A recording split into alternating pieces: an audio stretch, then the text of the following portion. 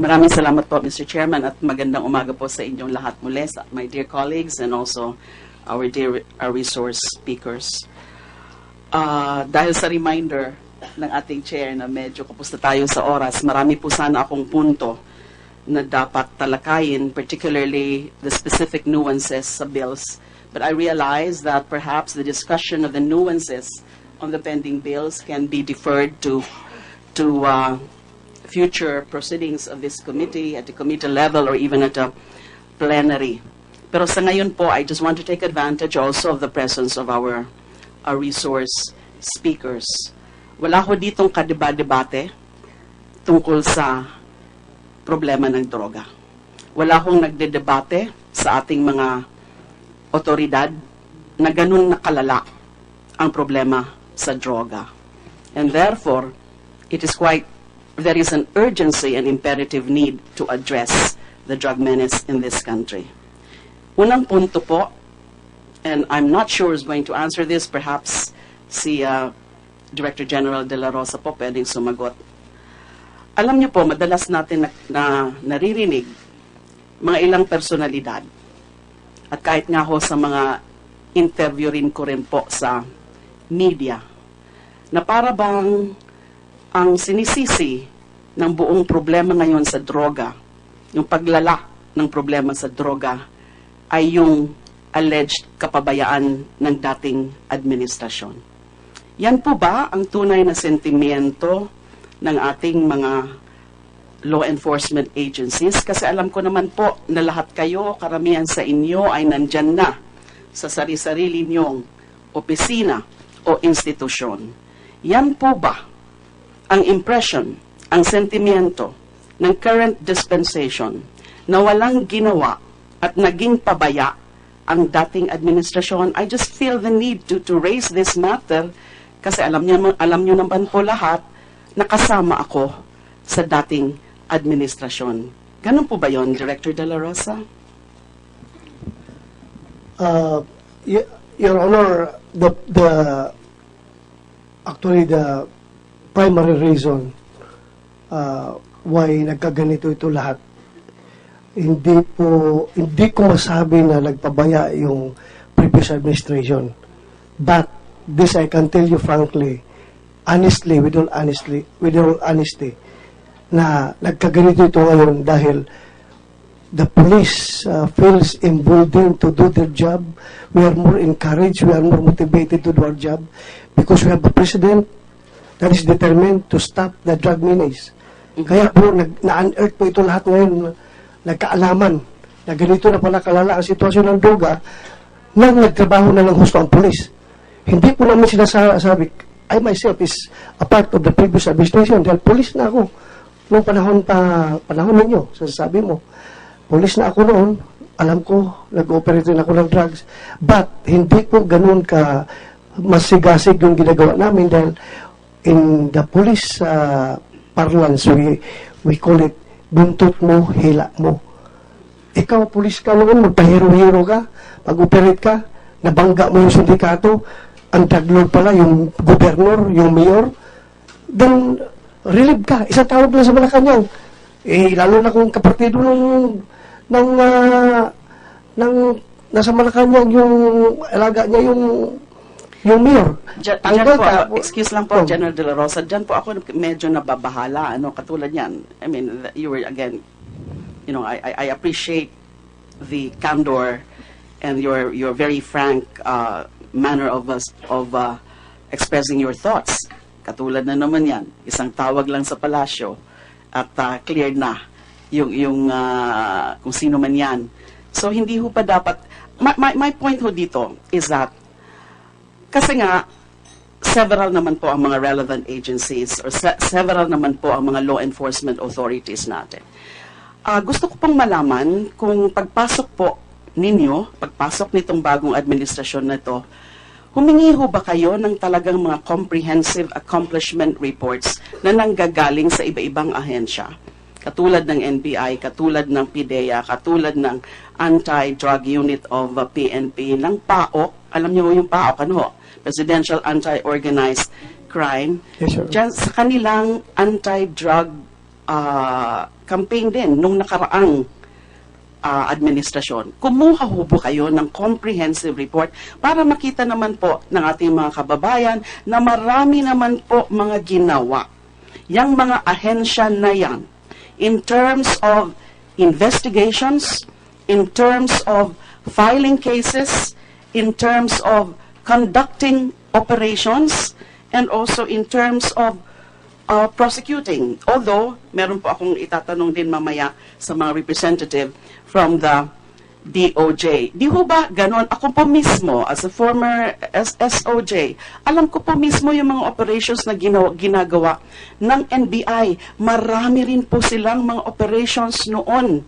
Hindi lang ho siguro masyadong napapabalita. So did you ever ask for comprehensive accomplishment reports from all of these agencies when you took over, or this administration took over?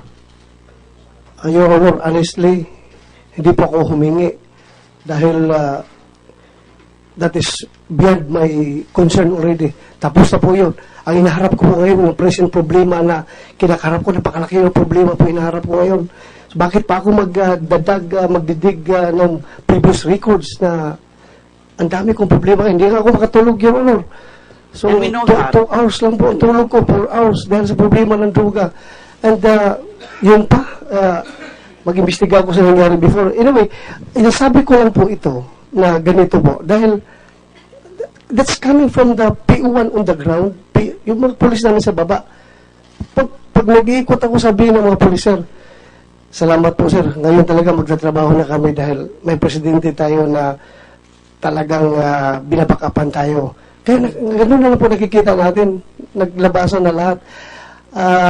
Wala pong duda doon, no? Yes, ma'am. Dahil nga sa talagang very focused attention of this administration, it seems to be the singular focus, especially of the president now, to battle or to end the drug menace. Kaya nga ho, lahat ito nauungkat na at ganyan ho ang nangyayari. Kasi in compare nga po to the previous administration, hindi naman ho kasi ganon yung naging thrust ng administrasyon, na ang dami naman po talaga mga areas of governance na dapat i-address yung dating administrasyon na hindi naman talaga total focus dyan sa problema ng droga. Pero hindi naman po siguro pwedeng sabihin na nagpabaya o walang ginawa yung dating administrasyon. Di ho ba? I agree with you, Your Honor. Marami po kayong ginawa noon. Kasi ngayon, sa singular focus nga ho, sa sobra talaga na passionate na pagtrabaho ninyo, kasama po ang Pangulo, ay ganyan na nga ho ang nangyayari na marami na ho tayong naaalungkat, marami ho tayong nahuhuli, may mga namamatay, but that is another matter. And the difference lang ho kasi with the previous administration, ganun nga ho, wala hong nangyayaring patayan noon na ganyan araw-araw. Wala rin ho yung mga naming and shaming na yan ng dating administrasyon. Yun po ang malaki siguro na diferensya. Pero ang susunod na itatanong, pero you don't have to answer it now, it's just a food for thought. Tama ho ba yung approach na yan o yung strategy na yan, yung violent, the so-called violent war against drugs? Pag-uusapan po natin yan sa Lunes. Na-receive nyo na ho ba yung notice nyo? Yes, Your Honor. Dadating ho ba kayo? I would be very happy to face you on Monday, Your Honor. Thank you. Thank you so much. Next point. Okay. Gusto ko ho sanang tanungin ang bawat agencies tungkol sa mga nagawa nila, pero wala ho tayong oras ngayon. Meron lang ho akong tatanungin na isa. I'd like to take advantage of the representatives from the DOJ. Dahil alam niyo po, madalas hong sisihin dyan sa problema ng droga, yung prosecution, yung mga prosecutors. Yes, we admit, mababa ho ang conviction rate noon at siguro hanggang ngayon. So I'd like to give, only very briefly, opportunity for DOJ. I think we can ask, is it Senior Deputy State Prosecutor Richard Fadulyon, because, Yusek Erickson is just new, so si Senior Deputy is one of our most competent prosecutors in the DOJ. Now, alam ko po, based on first-hand knowledge, na maraming challenges and problema ang ating prosecution. Now, we will ask you to submit a document detailing, outlining exactly those challenges which beset the prosecution kung bakit mababa ang conviction rate pagdating sa drugs. But for the benefit of my colleagues, can you at least cite a few major challenges? Thank you, Madam Senator. Morning, Mr. Chairman. Well, first of all, one of the major concerns one of the major challenges that the National Prosecution Service encounters in the handling of drug cases are the shortcuts which are adopted by law enforcement, usually in the gathering of evidence. The prosecutors are only as good as the evidence that it is presented to it or submitted to it. So we cannot manufacture evidence. We can only go by the evidence that is submitted to us by the law enforcement. And certainly there are instances when there are provisions of Republic Act 9165 which are very stringent, and to which the courts are very strict, which are constantly being violated. I would like to point out violations of Section 21 of RA 9165 on the matter of chain of custody, the matter of inventory. And this is just one of the major reasons why you have a lot of dismissals, you have a lot of acquittals. The other things would be the shortcuts which are adopted, let's say, in the process of applying for and implementing search warrants. So in the course of the service of the search warrants, there are certain requirements which are not complied with, and this results to the quashal of the search warrant, and the quashal would mean that there is we don't have any strong evidence anymore because the effects, the items, the illegal drugs, paraphernalia, the precursors which are seized can no longer be admitted in evidence. These are among the few reasons, the legal reasons that the legal challenges that we face. Apart from the fact, Madam Senator, that you're also aware that we have a shortage of prosecutors. If we noticed, the raids that have been conducted recently focused on the National Capital Region, Regions 3 and Regions 4. We have a shortage of prosecutors in Regions 3 and Regions 4 for the simple reason that probably private practice is very lucrative and very few people would like to venture and join government service. So the tendency is these regions become dependent also on the available resources that they have. If not, probably they will have to be augmented by the task force. And I guess at the end of the day, we would like to point out also that while we face these challenges, we do not allow these challenges to get the best of us. We have worked and we will continue to work closely with the PIDEA, with the Philippine National Police and the NBI and all other drug enforcement agencies to make sure that we can at least improve the manner by which evidence is collected so that we can ensure that we have a higher success rate in our prosecution. Thank you, SDSP. With the permission of Senator. You failed to mention, but I guess one of the factors is corruption in the prosecution service, also a reason for the low conviction rate. Very honestly. Well, sir, I'll be very candid with you, Mr. Chairman. I will not discount the fact that there may be and there will be bad eggs in every institution, and that will not exclude the National Prosecution Service, sir. Thank you. Again, because of time constraints, I was just asking you about, the top of mind thoughts about the challenges besetting. But can we ask you to submit to this committee a paper outlining all the challenges that beset the National Prosecution Service? And I was about to actually state that, Mr. Chair, that we're not saying here, and even SDSP Richard here is not saying that the National Prosecution Service is completely faultless. I'm aware of that there are really bad eggs or misfits also within the National Prosecution Service. Ang pinakaklarado ho kasing obserbasyon is that kapag ho may mga nadidismiss na mga kaso na droga, ay nagtuturuan palagi ang prosecutors tsaka yung mga investigador. So minsan ho, even at my level, hindi ko na ho alam kung sino ang sinisisi o dapat sisihin. So ang ginagawa ko na lang po noon, I just do it on a case-to-case basis, tinitingnan ko na lang saan pwede o sino dito ang may kasalanan o nagkulang kaya it led to the dismissal of the cases or the acquittal of the accused in the drug cases. Let me get to the next point. Or let me go to the next point. Naobserbahan ko rin po noon na sa pag-handle ng mga kaso, halos lahat ng mga high-profile cases, and including drug cases, ay nandyan po ang parang the hesitance, the natural reluctance to share intel reports with each other.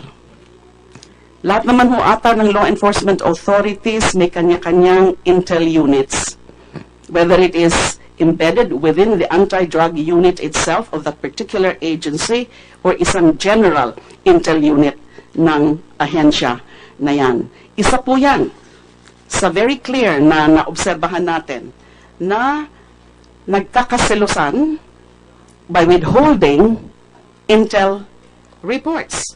There is this turf war always, and inter-agency jealousy to the extent na pahirapan kapag nag-exchange o kailangan mag-exchange ng intel reports. Ang tanong po ngayon sa pamunuan ng PNP at sa iba rin, meron na ho ba kayong ginagawa para i-address yung problema na yun? Kasi malaking bagay po ang intel reports.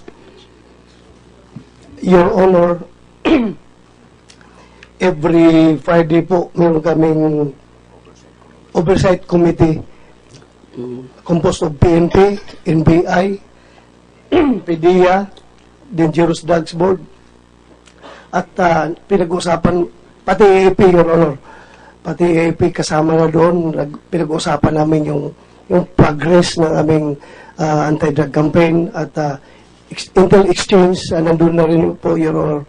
Sa ngayon po, sa panahon namin siguro, I don't think problema po yung sinasabi mo ano na yung isang agency ang sinishare niya sa kabilang agency yung basura niya. Yung kami naman, sinishare na sa amin yung basura. But now, hindi na po basura sinishare namin. Puro na po valuable pieces of information. Kami po halos isang team lang. Hindi po wala pong inggitan sa amin. Wala pong interagency competition, jealousy, wala na po. Good to know that. Yes, Yan yes, po ang Your Honor. ginagawa nyo. Pero sana mas lalo nating ma-institutionalize yung intel sharing between and among departments. Kaya kung nga ho rinaise yan, kasi talaga naman, katulad noon sa NBI, kapag may malaki silang accomplishment, imbis na matuwa yung ibang agencies, hindi ko na lang papangalanan kung ano yung agency or agencies na yan, na minsan, they feel like slighted. I do not understand na merong malaking accomplishment ang ibang department or yung ibang agency. The next point, I'm trying to rush. Tungkol naman ho sa mga pag-address ng mga drug dependents. I was listening intently dun sa mga points ni Senator Riza, and I definitely agree that the authorities should start really looking at this whole problem as more of a public health issue rather than a law enforcement punitive matter. Now, sa tingin ko ho kasi, itong sitwasyon natin ngayon, itong emergency that we're now having on the drug problem, is the capacity of the government to process all drug dependents who are submitting themselves to voluntary rehabilitation. Now, the problem sa tingin ko po, twofold. Una, the process of commitment, and then pangalawa, the lack of government and public rehabilitation facilities. Let's not talk here about the private rehabilitation facilities kasi nga these are, very prohibitive ang pagpapasok sa mga private, although dapat gawan din ho ng paraan yan, maaari, through legislation.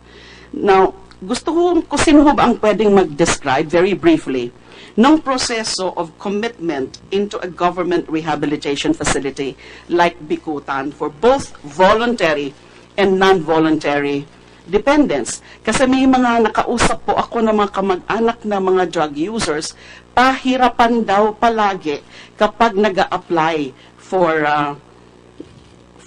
rehabilitation, voluntary rehabilitation. Pero dalawa nga hong klase yan, voluntary and involuntary rehabilitation. Ano ho bang proseso dito? Sino ho ba pwedeng sumagot dito? DDB, Secretary Rojas, Thank you, ma'am, for the please. question. The policy is that yung mga voluntary surrenderers, they go to to our office, the DDB, or even to the Department of Health. They can be screened. Pang-screening, ma'am, kuhaan lang yun, mga 11 questionnaires, check lang or cross. Then, pag nakita natin the user needs confined rehabilitation, our lawyers apply with the court for the court to issue. Yes. So, a petition need to be filed before the court. Sino ho ang nagpa-file? The law states that it should be the lawyers of the Dangerous Drugs Board, but we're coordinating with the Parole and Probation Office for their lawyers to help us in filing the petitions with the court. So it's the DDB and not the PIDEA? I thought all DDB. along it's the PIDEA or the PIDEA lawyers or personnel who files these petitions in court. We're It's the also being DDB. assisted by PDEA, ma'am. Meron mo ba kayang particular unit sa PIDEA na ganun lang ang dapat gawin, yung nagfa-file ng petitions for rehabilitation or for commitment? Meron ho ba? We don't have that unit, Your So Honor. sino ho mga ginagamit nyo dyan? Yung pagpa-file, yung pagpre-prepare ng mga petitions, kasi kasama nga ho dun sa sumbong yan, na kapag pumupunta sila sa kung anumang ahensya, grabe ang pagtuturo kung saan-saan, tinuturo-turo sila kung saan-saan, hanggang napapagod sila, they have to surrender, and they have to content themselves with going straight or going to a private facility kahit hirap sila sa resources. So, para ho masolusyonan natin. It is DDB, Your Honor. Ma'am, we have Yeah, the 3 lawyers at DDB to file petitions to the court for the issuance of the court order. Lahat ho yan, sila ang nag-handle? Yes, ma'am, but we also have Is that DDP. on the national scale? That's why, ma'am, we also have Tatlo lang DD po? representatives. We are coordinating with the Probations Board for their lawyers to assist us, especially sa countrysides, to file the petitions with the court. After Because we naman, have ito po to yung go by backlog. the premise na itong mga drug users na ito, itong mga drug dependents na ito, ay pwede pa talagang matulungan. Correct? Yes, But ma'am. paano po natin sila matutulungan? Kung sa proseso pa lang, hirap na. Aside from, the acute lack of physical facilities. In fact, we're proposing for the amendment of Republic Act 9165, tanggalin na po yung mga requirement, ma'am, for the court order, special those sa voluntary drug rehabilitations. Kasi dito, ma'am, ang backlog eh. Dito Did you propose that already, sir? We are proposing, ma'am, sa amendment. Can you Kaya do that siguro- immediately so Yes, that ma'am. we can act on it? Kasi nga, ito nga nangyayari, nagrabe ng We will have influx. to incorporate that when we craft the Thank you. law on this, Madam. Thank you. Now, dun naman po tungkol sa yung bill ngayon na itong PRADA that would take over the functions of the DDB and the PIDEA. Of course, I can discuss that with the committee itself. I have certain reservations about it. I need to really go through the nuances of this bill. Ang pinaka-concern ko po kasi yan, mukhang yung bill na yan gives PRADA bureaus supervisory authority over certain departments. So I'm worried about the possible interplay between the functions and the powers of that umbrella office directly under the office of the president with the other agencies. I'm not sure whether the bill intended the PRADA bureaus to be higher than the cabinet level departments. Yun po, although I will raise it with the sponsor of the bill. You are a member of for the enlightenment. committee, Yes. and we can take it up during the technical working group Yes. Anyway, they share the same concerns, Senator De Lima. Thank you. The agencies or the resource persons who are present here. Thank you. Meron din po akong maraming tanong tungkol sa IAS, but because of time constraint, I will reserve my questions on Mondays and Tuesdays public inquiry. Anyway, I think IAS is also invited aside from the Director General. That's all for the moment. Thank you very much.